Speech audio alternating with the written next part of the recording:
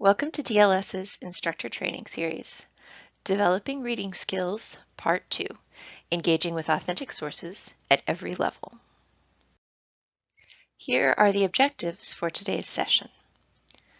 By the end of this session, you will be able to identify examples of text types for ILR levels 0+ to 3, describe activities to build students' reading skills, and select interactive reading activities for group classes, so classes of 2 or more.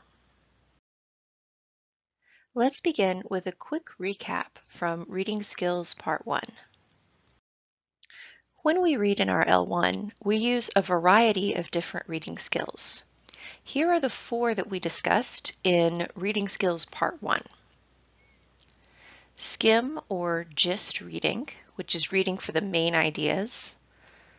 Scanning, which is reading quickly to find specific pieces of information. Close reading, or reading for details, that's reading to understand as much as you can about the text. And reading for inference. This is also called reading between the lines. And we mentioned that skimming and scanning are 2 types of fast reading, whereas close reading and reading for inference are slow reading skills. We gave an example of scanning, how you might read a website looking for specific information, or maybe look at a schedule to find exactly what you need. We also talked about the stages of a reading activity. In the pre-reading stage, we can elicit background knowledge, preview the text with students, looking at the title or pictures, and ask students to predict the content. In the reading stage, we can get students to skim, scan, read for details, or read for inference. And we usually need to give students an activity to help them focus on these specific skills.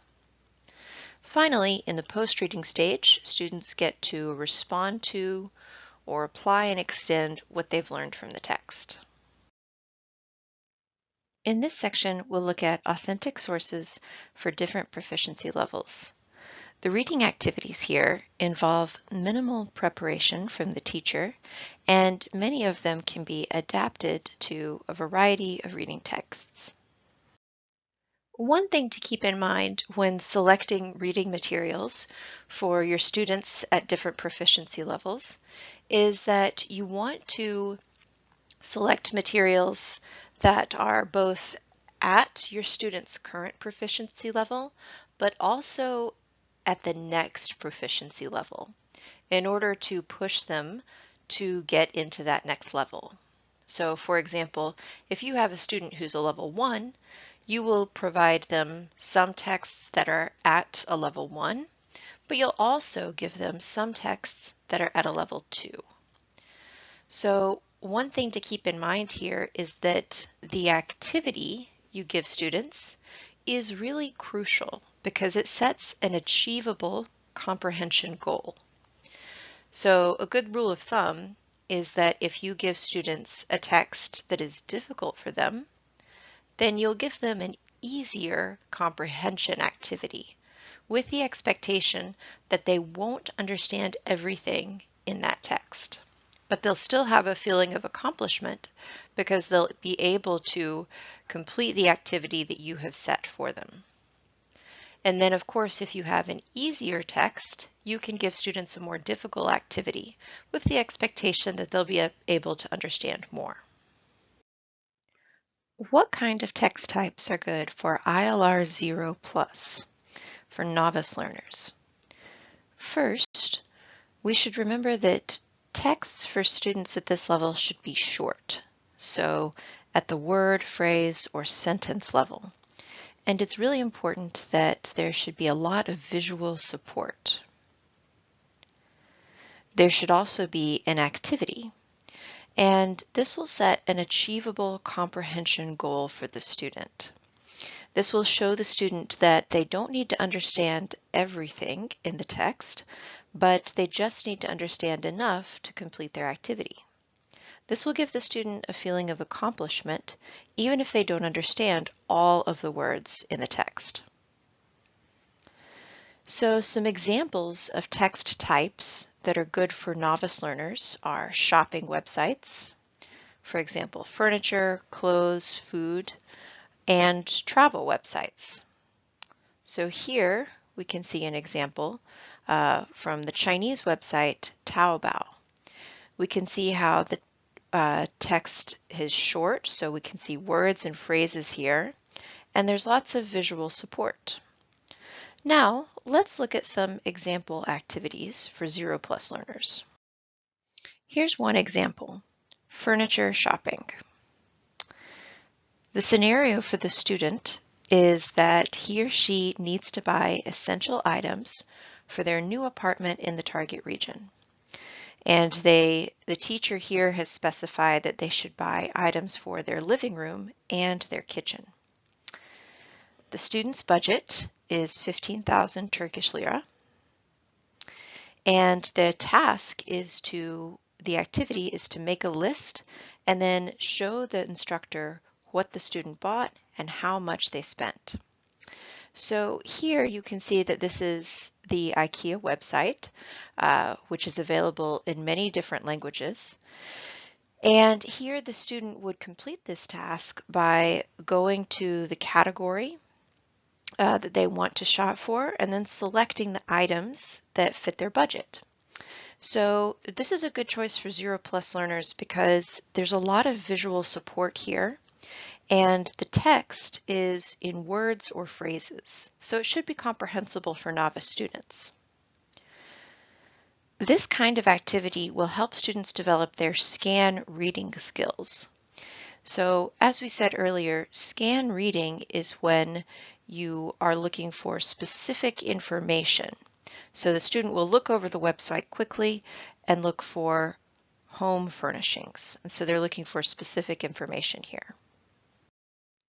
Let's look at another example for 0+ students, grocery shopping. So here's the scenario for the student. You are returning from a work trip and you have no food in your apartment. Order food to arrive on Friday. Make sure you have enough for all your meals, breakfast, lunch, and dinner on Saturday. Take a screenshot of your shopping cart and then list what you bought for your instructor. So here you can see that the website is a food website in Russian. And again, here we can see that this is good for novice learners because the text is short, it's words and phrases. They'll choose the category on the left-hand side. And then there's lots of visual support so that they can select what they want. The students often also have a specific goal. They need to order one breakfast, one lunch, and one dinner. So this is a great way for them to look for the categories here. And then they need to take a screenshot of their shopping cart so that they know when they've completed the activity. And this is another reading activity that would practice scan reading skills. Here are a few additional ideas for 0+.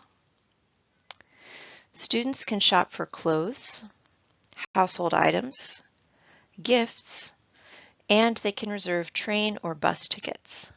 So here on the left, you can see a screenshot from H&M, the clothing company. And major clothing companies like this often have websites in other languages. And this can be really great for students because they may already be familiar with the brand. They may even have navigated the website in English. So they'll have a lot of background knowledge when it comes to seeing it in the target language. Websites like these usually have a lot of visual support, which is really critical at this level. And these activities can be very useful for applying or practicing vocabulary that students have learned in their class. And instructors can compare the vocabulary that's used on the website to what's introduced in the students' textbooks. Now, let's look at texts for ILR 1, 1+. Texts at this level should be simple, connected material, and they should be on concrete, familiar topics. Visual support is still very helpful at this stage. There should be an activity, of course, to set an achievable comprehension goal for students. And some example texts at this level are apartment websites, travel websites, basically short, simple, factual websites. Here's an example activity involving an apartment and a graphic organizer. So this is in Spanish, from an apartment website on remax.com, Colombia. And here, the student has to complete a graphic organizer.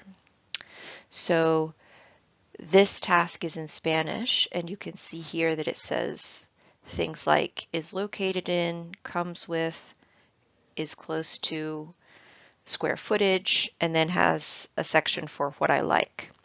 And this graphic organizer actually asks students to compare two apartments. So here they need to complete the graphic organizer for this apartment and then for another apartment. And presumably they'll choose what's the best apartment for them. So this activity is good to help students develop their close reading skills or their detailed reading skills.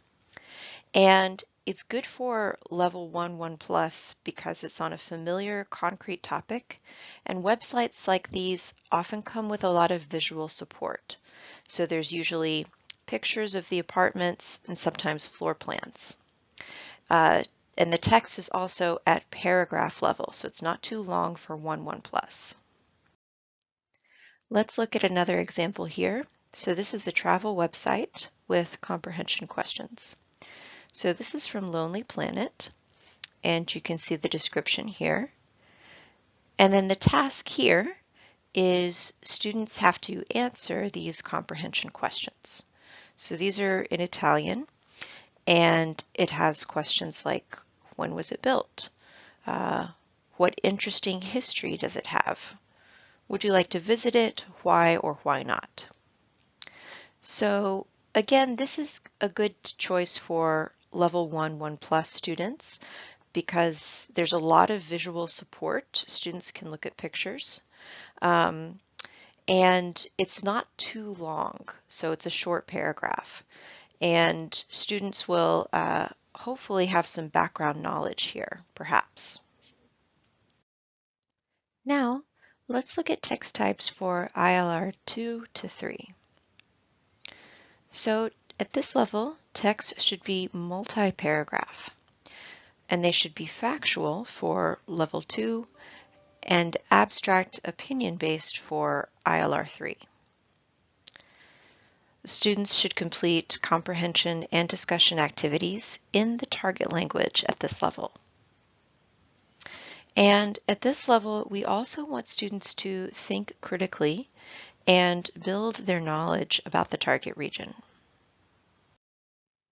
One activity that is great to use for level 2 and 3 students is a KWL chart.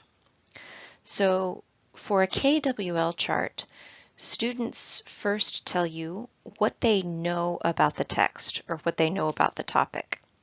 So this is a great pre-reading activity, and for this, all you need is the title of the piece and hopefully a photo if there is one.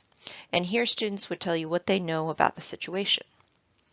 Then the W is for what students want to know.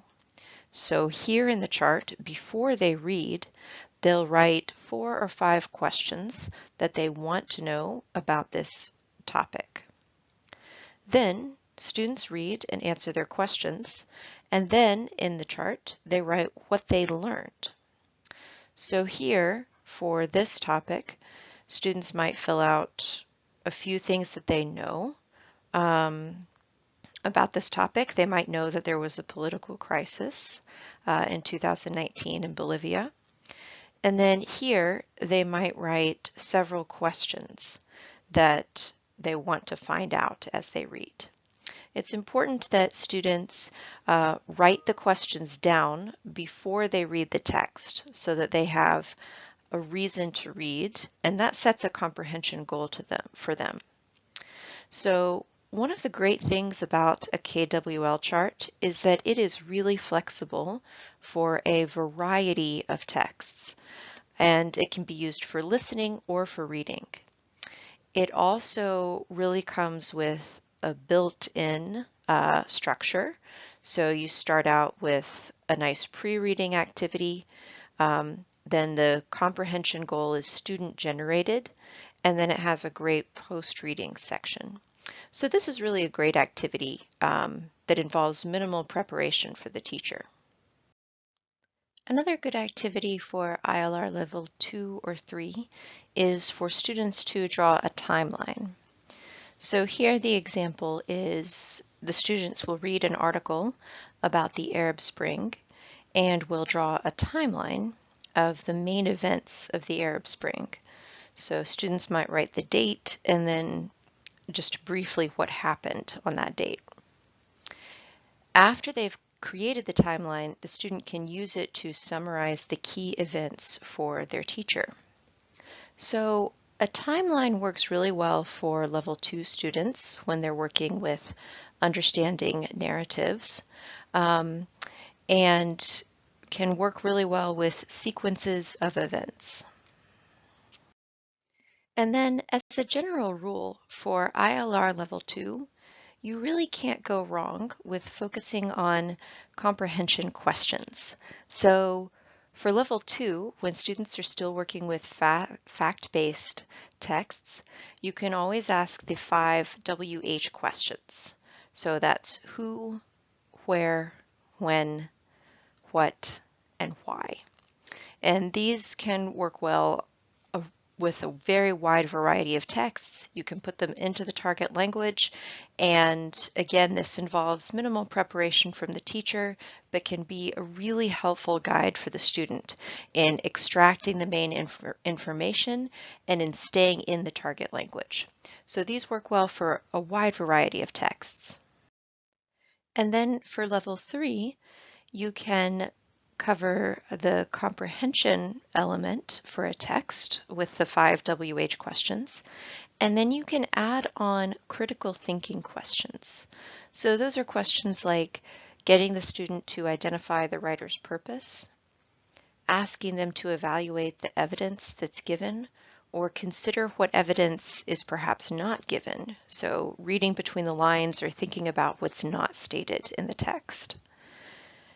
Asking the student to put themselves in on the opposing side of the issue and asking how they would feel if they were that person, if they were on the other side. So this is a great chance to also use hypothetical structures, which is a level 3 function.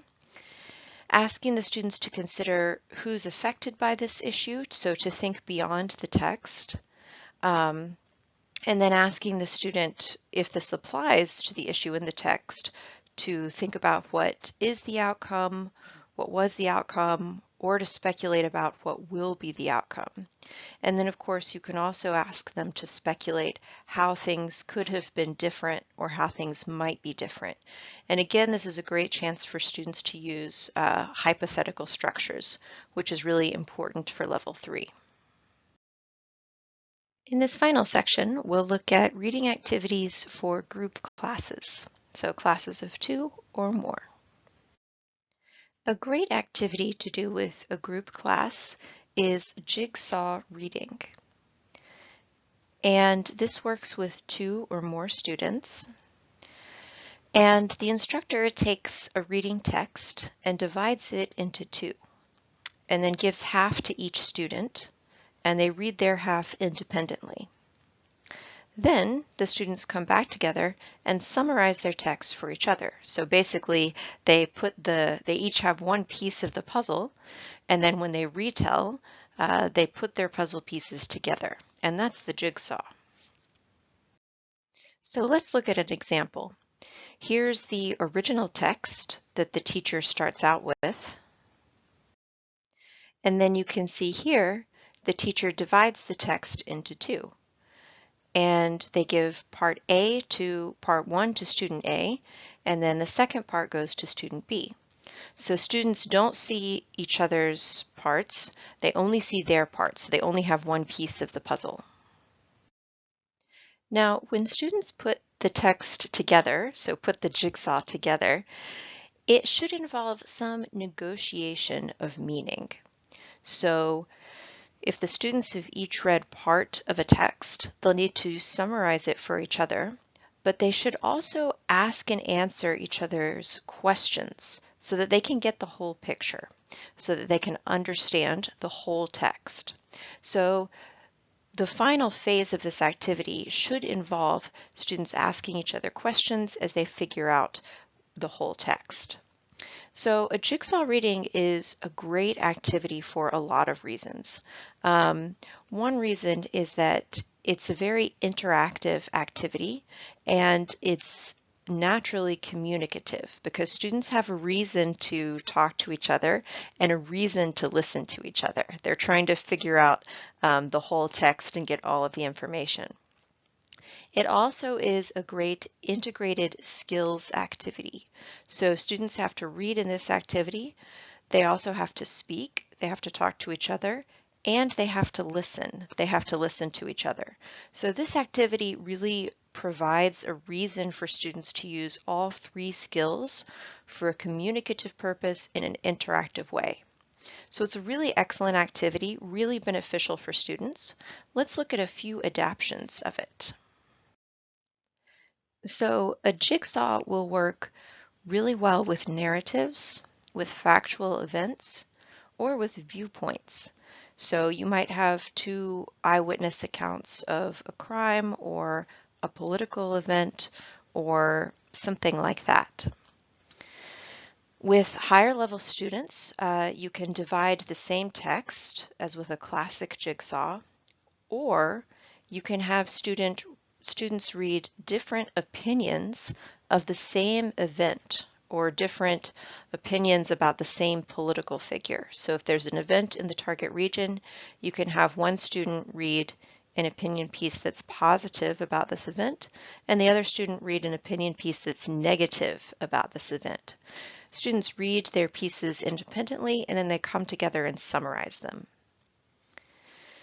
Another thing you can do with this, with a jigsaw reading, is that you can give students comprehension questions, or you can use a graphic organizer or timeline, and then students will answer comprehension questions for the piece that they read, and then as they listen to their partner summarize their piece, they have to answer comprehension questions or complete the graphic organizer or timeline from what they understand from their partner's piece. So this is a great way to give students something concrete to listen for and let them have visual support and a visual takeaway to show their comprehension of the text. That concludes our reading session, Developing Reading Skills, Part 2. Thank you very much.